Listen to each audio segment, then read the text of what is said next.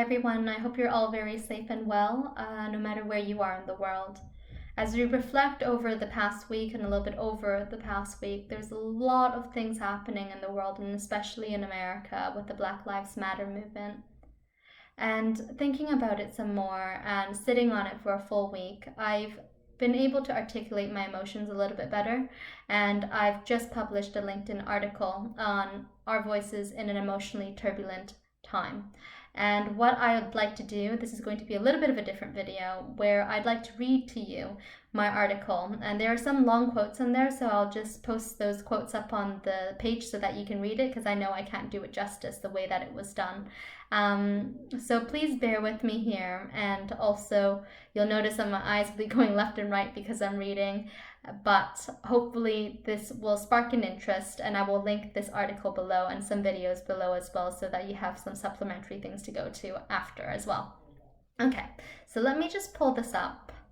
And basically, being able to use social media and learn so much and self-educate ourselves on the things that are happening with the movement and how people are sharing their stories in a way that they've never shared them before.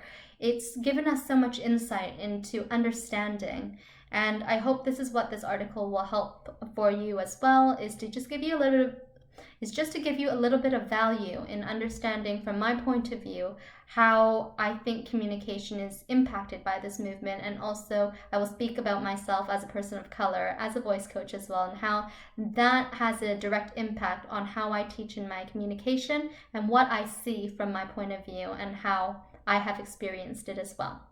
So it's going to be quite a long video, but please bear with me. And all right, let's start.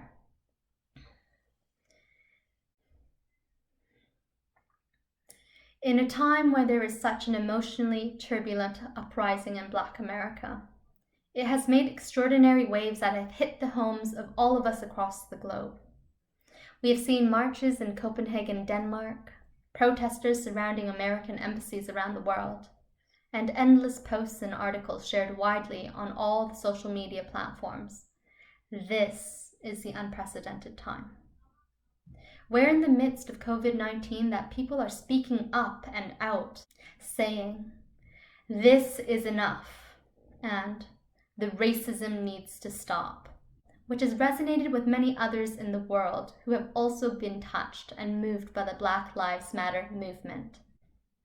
Just shy of 3 months ago, all human beings on the planet learned of a new virus that was starting to spread all around the world, and many of us lived in fear of the virus taking us away, or our friends or loved ones. And just over a week ago now, the mistreatment leading up to the inhumane death of George Floyd by the Minneapolis police has sparked outrage and anger that has fueled people to come out of their homes and stand up and fight for fairness, equality, and justice once again. Where people are physically coming together to support one another, the virus seems to have been forgotten. Something more important has come up, and a fire has been lit within so many individuals who have resonated with the story and the stories that came before it. It breaks my heart to see the violence and volatility.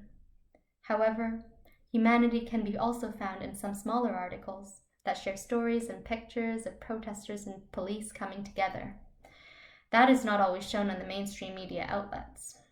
And as Martin Luther King Jr. once said in his 1967 speech, "The Other America," here is an excerpt, here is a passage from his speech.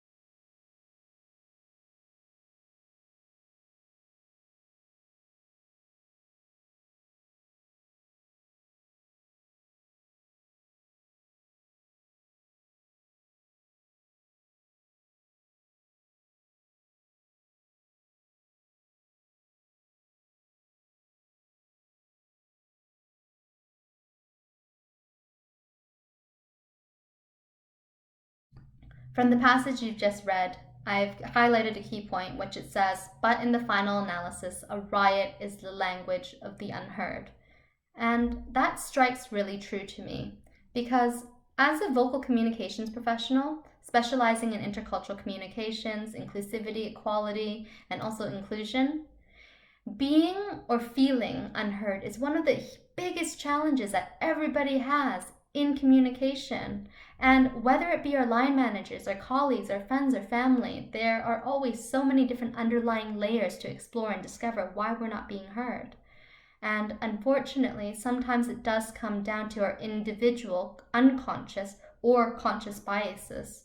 And when we are able to finally confront ourselves and communicate truthfully with ourselves to understanding what these biases are and how they affect our communication and how they affect our communication with others, only then can we make any positive shifts toward being a better communicator who has that awareness of if they are speaking openly, inclusively, and also without any unintended judgment. So we can take a look at how we frame our messages and what these core messages are, but most importantly, we need to double and triple check that what we want to actually say actually contributes positively to a discussion, and that it doesn't single anybody out or makes them feel less than. It is our job to phrase things well. It is our job to also communicate our thoughts, feelings, ideas, and opinions well. And it can only honestly be done easily in a safe and open environment.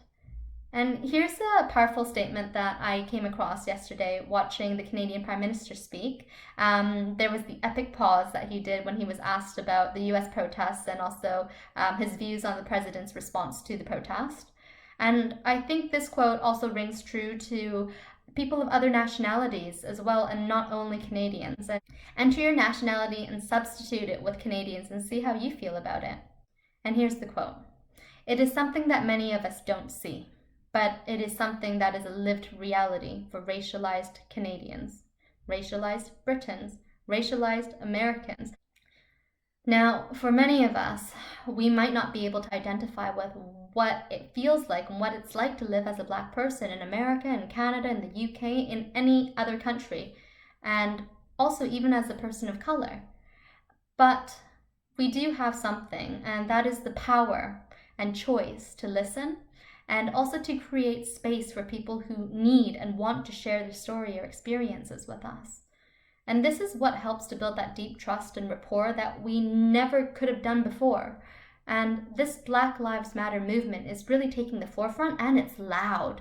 The emotional turbulence is really moving people to speak without the fear of needing to feel safe. And for myself, as a person of color, I'm willingly open to share a story with you, which is honestly that I discovered this concept of being a person of color in 2016, right after I finished my master's. And this concept came through academia for me and came to realization of my own reality when I attended my first academic voice conference in Chicago in the States. And whilst I was sitting in a panel discussion of a lovely presenter that I know very well, and she was sharing her story about being a Korean adoptee into a white American family and speaking about being a voice coach as well as a person of color. Now, I raised my hand in the air to ask a question at the end of the presentation, and that was because I was so fired up about the presentation and what I wanted to share about my own training. Instead of sharing my actual thoughts and the experience I wanted to share when I was called upon, I actually broke down, had a hysterical breakdown, followed by crying and hyperventilation. I was not even able to let out a single coherent word out of my mouth during this time. And that was the exact moment I discovered I was a person of color.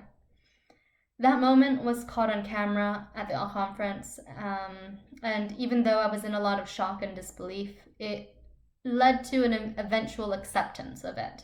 And I was told later that day that it was one of the most powerful moments within the conference, which allowed for other voice coaches and teachers who were attending to witness and understand what also might be happening within their own students and their own clients that's being suppressed and oppressed and is not coming up, or there's no freedom to express it in the classroom. And it really does depend on the teacher and how one teaches and also what their own views are. So when we're thinking about that, A parallel that runs really strong here is that within the voice training industry, it's traditionally a very middle upper class thing in the UK. And so think about things like elocution, Queen's English, and when people talk about learning to speak proper English. Um, so that's where it really lies traditionally. And as the world becomes more diverse and people of color like myself enter a master's program to study voice, and I was the only Asian person in my cohort of about 19 or 20 people, we often don't get to learn about ourselves individually through these lecturers and teachers that we have because the faculty has not had the time to date to be diverse enough and to also for them to understand how to teach us in the way that we have a different cultural background and lived experience, or if it's even touched upon. In the past 4 years since this discovery, there have been active changes and new research transforming these programs to becoming more diverse and celebrating the differences of these international students who are entering the classrooms, especially with Black and minority ethnic individuals, also known as BAME, B-A-M-E. So it's really an interesting thought when I have to reflect on it because whilst I can't personally identify with white privilege, the reason why I had such a challenge in understanding and accepting the fact that I'm a POC, person of color, was because I was born in Vancouver, Canada. My parents immigrated to Canada before I was born, and they taught me cultural Hong Kong Chinese morals and values during my upbringing within the household. But you see, every time I left my home, the four walls that I would learn all these things in, it was very different. I would enter a Western society that was a very white Canada at the time between the 1990s and 2000. And now, today, it's very different because there's an immensely huge population of Chinese people there. And I really just accepted and adopted the cultural values of white Canadians at that time, learning through their education system and had friends who were diverse but mostly white. My hobbies in high school and university included competitive cheerleading and joining a sorority, activities that aren't really Asian at all. And lastly, I spoke fluent Canadian English, which means that I was so good at speaking my English that there's a tinge of my English when I'm trying to speak Cantonese. And so the native speakers who speak Cantonese will know that I'm not actually from Hong Kong or a native speaker, but I've learned Chinese in Canada instead. I suppose with that ramble is that basically, in essence, I thought I was white. And it was completely psychological. Instead of looking at myself in the mirror of and seeing what I really looked like, and identifying with that, I identified more with the ethnic backgrounds of my friends, the hobbies and activities I took up, and also the environment I was surrounded by. And luckily, during the undergraduate years of my studies at the University of Waterloo in Ontario, Canada, I took a few performance art classes, and I was lucky enough to have a really brilliant professor who was so open and kind in letting me explore my identity and the complex makeup of the beliefs I had of who I was and also who I was choosing to be. This really empowered me to find my true voice, breaking free of the Chinese cultural norms of holding in extreme emotion or anything else that I started to realize what I was doing. And this is where I gained the courage and the freedom to share the power of this work through vocal training and development. It's a really long journey to discover our true voices and to also hone the skills in using it. And for me, I would say it's taken me about at least 6 years in discovering what my voice was and what my breathing is like and what my vocal qualities are. What are the psychological factors that are putting a hold on my voice or the physical parts that are putting a hold on my voice. And once we understand that and learn about that, shift through it through exercises, and then we teach it because now we know what we're actually teaching, it's a hugely long journey to discover these true voices within ourselves, the one that we want to use, the one that's full of freedom and courage that I'm talking about, and honing these skills to use it. That takes time as well. I think it's worth to note here that full acceptance can't be fully achieved when racism still exists. And when we think about all different backgrounds, not singling anybody out, whenever anybody encounters racism or even just a little bit of prejudice against something, and we have not fully owned ourselves or our voices or the confidence that comes with it, it brings us back to step one because we will start to question everything all over again. And we need to remember that. it's not our fault, but also at the same time, it's not our fault, but we have coping mechanisms. But right now, this place is allowing us to speak up. And I'm getting emotional, but it's allowing us to speak up and speak out. And it's allowing us to support the people who need to do that. And I think it's a really important time. So thank you so much for taking the time to listen to this, or if you want to read the actual article below, I'll link that there. And my passion and my calling in life is to help people to realize their strengths within themselves and also to help them improve their vocal confidence and communication that can make us happier with our own identities and who we are, and to share that with the world and to shout it from the mountaintops. And I think that's really important. So thank you so much for your time. I'm Sylvie. If you want to learn more about me, you can visit my website, voicetraininginlondon.co.uk. And apologies for all the different pings from LinkedIn that are coming up as I was reading this article off of there. So yeah, if you like this video, please give me a thumbs up for the support, and also comment below what perhaps you have some parallels you want to share, and I look forward to hearing from you. All right, enjoy. Bye.